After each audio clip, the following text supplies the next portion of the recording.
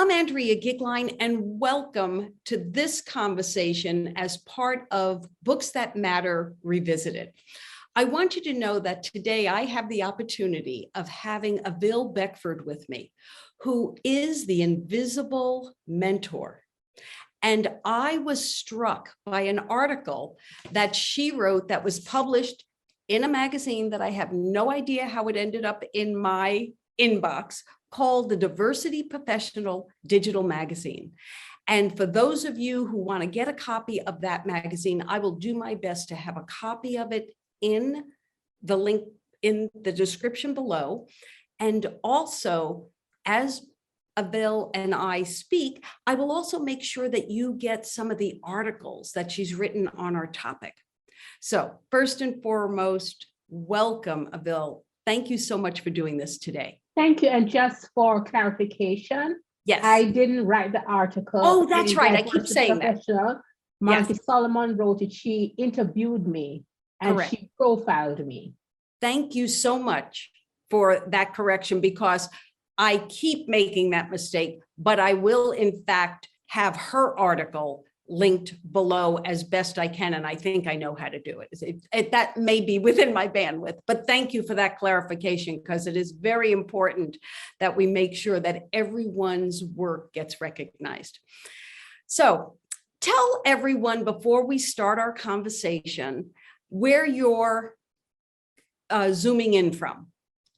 I live in Toronto, Canada. And where I live, you look out the window and you see the beautiful Toronto waterfront. Oh, wow. Toronto is one of my very favorite. I've gone to the top cities, obviously Toronto, Quebec, Montreal, Vancouver, you are our neighbors to the north.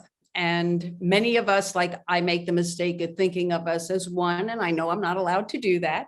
But on this particular topic that you were interviewed on, that leaders must be readers, would you tell us why you think that and how you were struck by reading as such an integral part of what leaders are and who they should be? Okay, well, one of the things is that, as you know, there is a lot of change going on in the world. Yep. Also, the World Economic Forum does a jobs report every 2 years or so. Things are a little bit off sync because of COVID-19, but what they would do is publish 10 skills that you need to thrive in the future.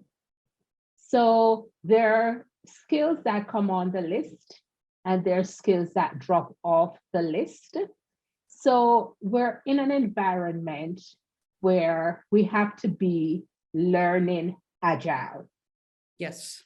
And one of the best ways to keep on top of things is by reading books.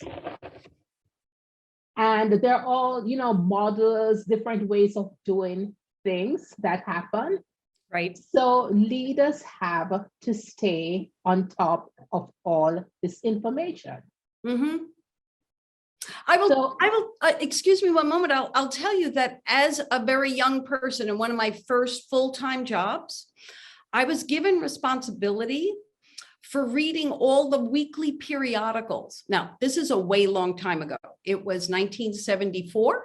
Mm-hmm. I was given the job of reading all the industry periodicals, and each week I had to create a report for senior management that wasn't more than 5 sentences of the top articles. So it was like a brief, readers in brief, long before those were available. So go ahead, please. Yes, so you're talking about something really important, and that's the ability to summarize information. Right. And doing it in such a way that you capture truthfully the essence of the original. Right. And I read in the article that you are a supporter of speed reading. Well, it's speed reading, and it's not speed reading. Okay. It's not the speed reading where you're moving through as many words as possible. Okay. And where they're telling you not to sub-vocalize or regret and to use your finger as a pointer. It's not that kind of speed reading. Okay. You read the book faster, but what you're actually doing is reading more intelligently. So what I teach my clients is that the most successful leaders read to learn what they need to know. Yeah. That means they're not reading a book cover to cover. Yay. They're just reading the information that answers the questions they have or solve the problem that they have. So you're actually reading the book faster, right? Because you're not reading the book cover to cover. You're engaging in leadership reading. I really think that is such an important point for people to recognize. And I will tell you, I was not a great reader. As a child, I couldn't concentrate well enough to read deeply. And when I got into business early on, I took an Evelyn Wood speed reading class, and it wasn't really satisfying because I always had really good comprehension, but I wasn't great at speed. And I didn't like there's something visceral about reading that got a little lost for me, but I took just enough away from that as I moved into my higher education over the years, I learned how to look for the most important pieces of like a research document. They give you the abstract, they give you the first paragraphs, they give you the results. And I would start with those three pieces. And then I was told something by a publisher, and I don't know if you've had this experience, that particularly in the business books, that they guide authors to the first chapter and the last chapter as a way of hooking you into the information quickly. And that in the first two chapters, you should get the bulk of what you need. Have you found that to be the case? Well, the thing is this, in most type of writing course or even journalism, the headline should give you a good essence of what the book or the article is about. Right. And yes, the most important pieces of information is at the start and the end, because that's when people are most alert. That's great. Okay. And I want to also, for those who are listening, you in the article I read that you view yourself as an introvert. Is that absolutely? I've always been an introvert. So I'm quite happy to sit down and read my book all day long without interacting with people. But of course, you can't do that. But yeah. I am an introvert. That's so lovely that you said that, because for me, at being an extrovert, what I find is that I need to talk about the book, i.e. why I have spent a lot of my career talking about the book. But we have an intersection where it's about using, particularly for leaders. I heard you saying you direct them to read for what they have to solve. And I think that's pretty priceless. You have 9 points that were in the article. Okay. I would love for you to share with our audience the way, how do I, if I'm a person who wants to take on the attribute of reading to be a leader, you can do all 9 of them, or you can do as many as you think are important. You know something? The way that I teach, all of them are important. Great. And I'll explain to you why. Yes, if you only use a few of them, you'll be farther ahead, but they all work together. So for instance, there's the one about preparing your mind.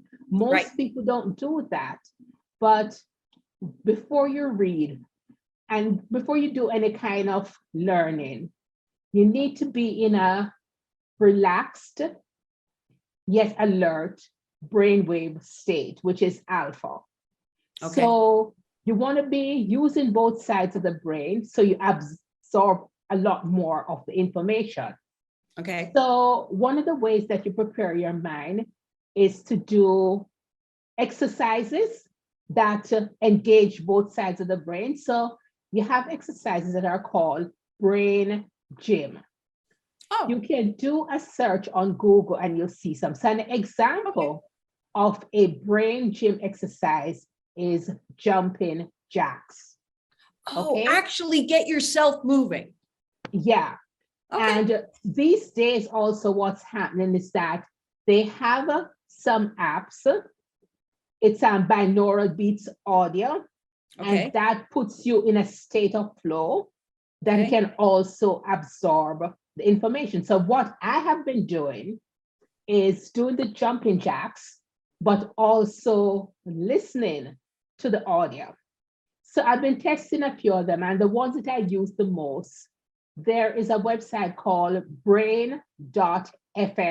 That's good for both Android and the iPhone, the iOS, and also it's a web-based app. And you can set it to focus on all of that. And it gets your mind into the state where you get into the zone and time just flies and you're getting work done. Beautiful. Another one that I use that's for the iPad and the iOS is Brainwave 35 binaural programs. And I can send you the links. Please do, because then I'll put it in the description so everyone has those. That's great. So, you know, technologies are wonderful things. Yes. Wonderful things. So you can do that. So one of the things, so you prepare your mind. I prepared my mind. Yeah. And part of the preparation as well is to write down your one sentence purpose for why you want to read the book. That is so critical. And you also want to sit down and write down the questions that you want the book to answer. Because a lot of times when you're reading, when you want to read a nonfiction book, you're doing it because you have a problem to solve, or you have some questions that you need answered.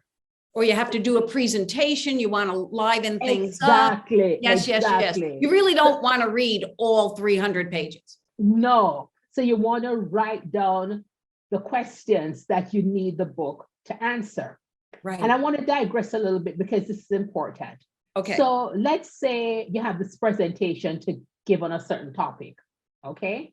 Now, Andrea, you can't just read one book. I always tell my clients and readers that you need to read at least 5 books because you want to get multiple viewpoints and different perspectives, right? Okay. So that's important. Okay, so you have preparing your mind. The next thing is to preview the book. So what does that mean? It means you read the introduction, the preface, and the foreword. I'm one who reads all of those also. Mm-hmm. Yeah, that's important. You also want to look at the index. And the reason why you want to look at the index is that the words with the most page references, the keywords, that gives you insight into what is important to the author. Okay. And sometimes some questions may come up for you. You may be looking at it and you're surprised by, say a special a word there or a phrase, you're thinking, okay, why is this here? So all of a sudden you want to explore more deeply. Now, the most important section in the preview phase is the table of contents. So you want to review the table of contents, okay? Remember, we talk about your one sentence purpose. Sure. So as you're reading through the table of contents, you're looking for information that aligns with your purpose to read in the book. Because it's want to focus you, right? So the other thing now, you're also looking at sections that can potentially answer the questions you have. So Right. all of a sudden now, you have maybe a few chapters or a few sections of the book that you read. Remember again, leadership reading is reading to learn what you need to know. So And, you know, I will tell you, I just had this experience this week because one of the many things I've always done with books is I'm not the hottest at reading the most current books because my career, I've been around a while, so I've had books that were really anchors to me. And I'm now in conversations with younger people about the books that matter to me, and they're telling me about the books that matter to them.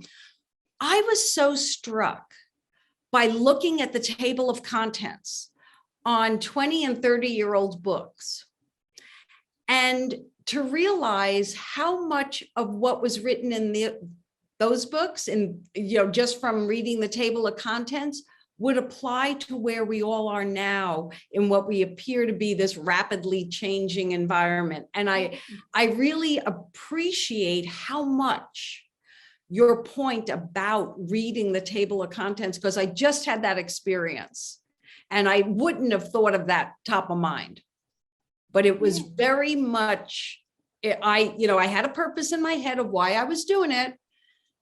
And so exactly what you said, it jumped out. The reason, what I had to go to just jumped out. Yeah. So after you've done that, you need to make a decision. Stop or go. Okay? Because what sometimes happens is that the introduction is so detailed that you feel like you've already read the book. Right. Now, certain times, just doing that is all you need. So Right. you stop. But you may need a little bit more, especially if you have questions you want answered or a problem you want to solve. So then you're going to go to the sections that you flagged as important, and then you're going to read only those sections of the books, and then you're done. That's it. You're reading to learn what you need to know. That's great. Great. Give us another point. Okay, so after you do that, I mentioned that you're going to read the sections that answer your questions and align with your purpose. Right. So as you're reading, you want to take notes, okay? So what some people don't realize is that note-taking is a form of learning, because there's several things happening at the same time. So you're reading, and at the same time, you only want to note essential information. So therefore, you have to be distinguishing between essential and non-essential information. And then you're also putting the text into your own words. Sure. So all those things are happening at the same time. Right. So now that you're finished reading the book and you've taken notes, there's a concept, and you may know, it's called the curve of forgetting. Okay. So usually when you learn anything within an hour, I'm not quite sure on the statistic, but I think you forget 60% of what you learn. It's some ridiculous amount. Okay. So it's important that you're going to review those notes a few times. Okay. Now, a lot of people won't teach you this piece I'm going to tell you about. So as you're reviewing your notes, you want to pick out the big ideas, okay? Because for me, I always say to people, reading a book and not applying the idea, it's like spending all day in the kitchen preparing a 5-course meal and not eating it. Now, of course, we'll remind our listeners again, we're talking about nonfiction, generally business-oriented themes. We're not talking about the great novels. No. Got it. Yes. So then you pick out the ideas. Okay. You can do a quick test right there. Did you get the information that answer your question? Did it solve your problem? Right. Now, at this point, let's say Andrea want to learn a skill and mention 5 books. So then you'll go to the second book and you will repeat the steps that I've just told you, like preparing your mind, previewing the book, reading and testing the ideas. So let's say you've gone through 5 books and you're at a point where you feel confident that you have some really good solutions. So you test the ideas. So one of the things that's important to do, I always say that everything is connected. So what you want to do is connect the ideas across the various books, Right. so you can come up with bigger and better ideas. Super. That sounds like it's productive. Now, I do want to ask you, in all honesty, and I don't know the answer to this question from your process. So I've prepared my mind, I've reviewed the table of contents, I've read the introductions in the beginning. I'll make some notes. How much time are we talking? Okay, so I've done some training, right? I usually say set aside an hour. Some people prefer to set aside half an hour, and if they need more time, they add more time. Okay. And some people use the Pomodoro technique. You know what the Pomodoro technique is? I never heard of that. No. Oh, okay. So you set a timer for 25 minutes and you do focus work. In this instance, it would be reading books. Okay. And then you take a 5-minute break. And if you didn't finish your task, you can do another Pomodoro. So a Pomodoro is 25 minutes, and Pomodoro is Pomodoro.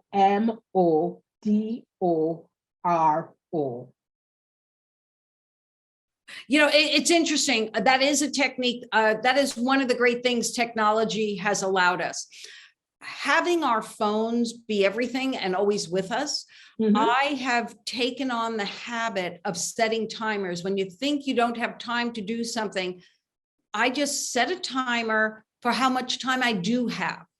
Like I stop that internal debate. Just, you know, if I've got to leave in 15 minutes, set it for 11 minutes. I'm a numbers person, so I'll set it for 11:11 or 22:22. I do that just to keep my own mind. But it stops part of that mental chatter that says you don't have the time.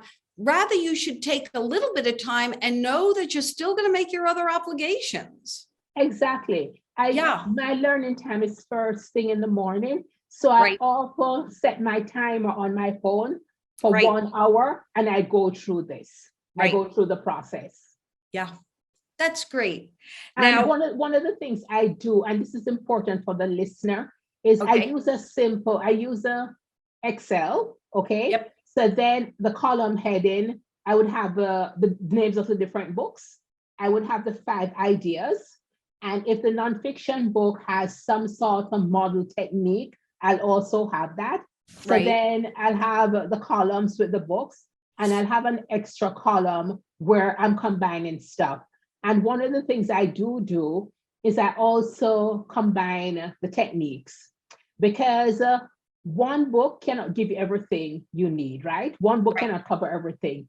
So then I'll scan through the model technique or whatever. And sometimes when I do that, I come up with something better because I'm reading 5 very good books on the topic. Right. So you do the same thing with the ideas. So you come up with better ideas. Super. And that's, you know, I know that one of your points is that you then test the ideas and then you repeat the process. Yeah. So you repeat the process until you work through the books that you have chosen. Because I said, do at least 5. Right. You know, at the very least do 3, but strive for 5. And I think your Excel spreadsheet is really your point about synthesizing the information. Exactly. And one of the things, if you notice, name the idea and the reason why you want to do that. So perhaps you have to do a presentation, right? So you want to come up with a word, maybe a title, a name that's catchy, maybe 2 to 4 words. But you want to choose something that people can understand. So Okay. once you say it in the meeting, they totally get what you're saying. They understand the idea. Yes. So you're naming it, but you name it in such a way that they get it. And that's also such an important part. And I know, I don't know how things are up in Canada, but I know in the United States we've become, and I work a lot with language, and I've been forced to notice how using certain words inflames different groups of people, and being considerate, how to decharge, like if there's certain words that like if that the word liberal makes a whole group of people nuts, you can say there are groups that these views will tend to look towards progress as their thing, or their minds appear to be more open. Like you can shift down the words that have taken on and inflamed so that your audience stays with you. You're absolutely correct. Yeah. Words have so much power. So much power.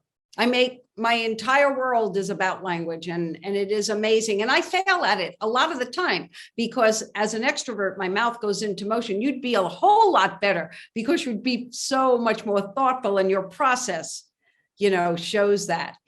One of your other points, after you've named these ideas, you actually tell people, implement the ideas, test them out. What a concept. Okay. Did the idea or the information solve your problem? Did you get all the answers to your questions? There's a reason why you're doing all this work. Yeah. And I have this concept. I'm actually writing a book about it. I have coined this term, profit reading. My thing is this. If you're going to invest the time to read books, you might as well be profiting. So profiting is not necessarily money. It could be. Correct. You could, reading the books to learn strategy so you can get a promotion. Maybe you solve this problem that no one wants to touch in the organization. So because you were brave enough, you went and did your research, read all these books, got the information, you solved the problem. So profit, it's how you define it. Yes, it could be money. You could get information. And, when you're combining the ideas, you could perhaps see something that's transforming so you can write a book about it. Right. But you're going to turn that knowledge into something. You're going to create something. Even if you're teaching it to somebody or putting the information in a newsletter, you have to do something with that information. Super. And that so aligns with everything. And your last point was, create a product from the new knowledge or create something that is useful, as you pointed out. You're investing this time, what I felt I took away from what you were interviewed about was how leaders, you gave them step-by-step ways to use the books that are all around them to actually inform them and help craft new solutions. And I just thought that, it sounds like a lot of time, but you're talking about 30 minutes to an hour, 3 to 5 books, and I shortened that because you went to 5. I'm an extrovert. I take the lesser, or I'm so much darn older that, I've read enough books, it's not as though there's that many new things, but it is that drive to actually get a benefit. These are non-fiction books. They're based for you. It's the thing I say in my work about self-help. The self part has to do the helping. You actually need to take some action. It's just lovely. I mean, if you just want to have a cup of tea and read, that's good too. I'm good with that.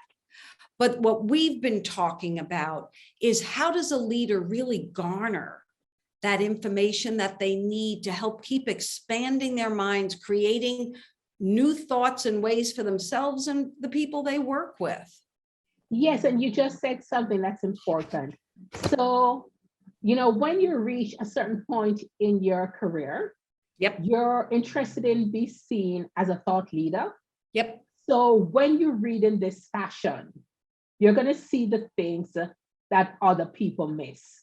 So if you decide that you're going to write an art or give a speech to show your thought leadership, Yep. you'll have some really cutting edge information that you can use. Yeah, How many absolutely. people spend the time connecting ideas across books? How many people do you know who do Yeah, that? no, it's not. I have a few people, but only very few in my life. And we have different genres, whether it's the business books or the self-help books or the spiritual books. It is interesting, but I do have one or two people in each little pocket who we can talk about the collection. Like I read this here and I read that there, and it all intersects, which is, it just helps the learning to have it. And that's so important. And you talk about, intersection.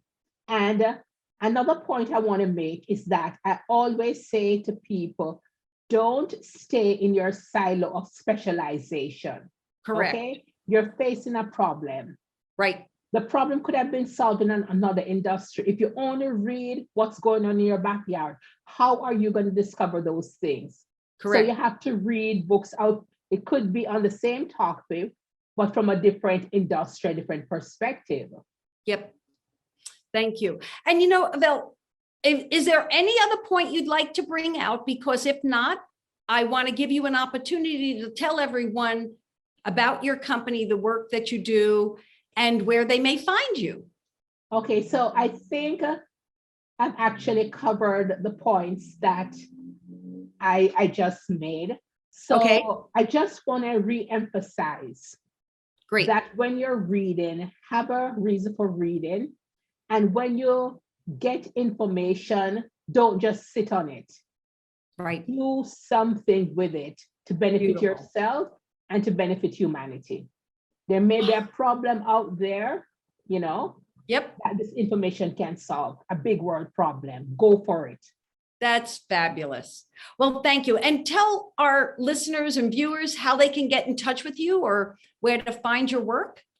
Okay, so I have two websites. Great. One is called The Invisible Mentor.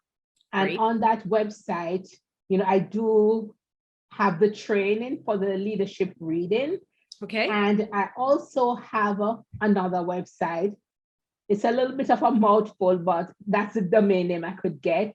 It's called Art of Learning Leadership Academy. Now, on that website, I have what's called bookish notes. So a bookish note has the book summary. It has discussion questions. Great. It has insights, big ideas. Okay. I love to pair and group books together because as I said before, one book cannot give you everything you need. So you have complementary Absolutely. books Yeah. that expands your knowledge. Now that I'm talking about this, I forgot to mention something which is important. Okay. One of the ways that you read a book much faster is that before you even read a book, you find a good book summary to read. Oh. And the reason why you want to do that, you will have an understanding of what the book is about. But when you're actually reading the book, you have a place to hang the information so you remember more because you're familiar. That's really a great tip because I know that thanks to the internet, I happen to do that. I always look for articles or something that's been written about that book ahead of time to prime my mind. Like, do I think I'm even going to find something I need to use out of this particular book? Yeah, and doing that to also focuses your mind because a lot of times they'll talk about important ideas and stuff. So you know where in the book you want to read. And sometimes the book summary just tells you that, something, I don't want to read this book. Right. Yeah. Right. So back to the Art of Learning Leadership Academy. Now I have the bookish notes. So what I've done, which makes it a little bit different, is that I combine these bookish notes by way of a theme to form a course. So there's one on creativity. So what will happen is that you'll have access to 10 bookish notes on creativity. So you get access to 10 different viewpoints, 10 different models and so on. So I'm still building out the content, But there's Great. one there on productivity, there's one on sales. And, by the end of this month, there'll probably be about, 10 courses there. So, you can read those bookish notes before you tackle the book. And by reading those bookish notes, you may not really want to read, some of those books.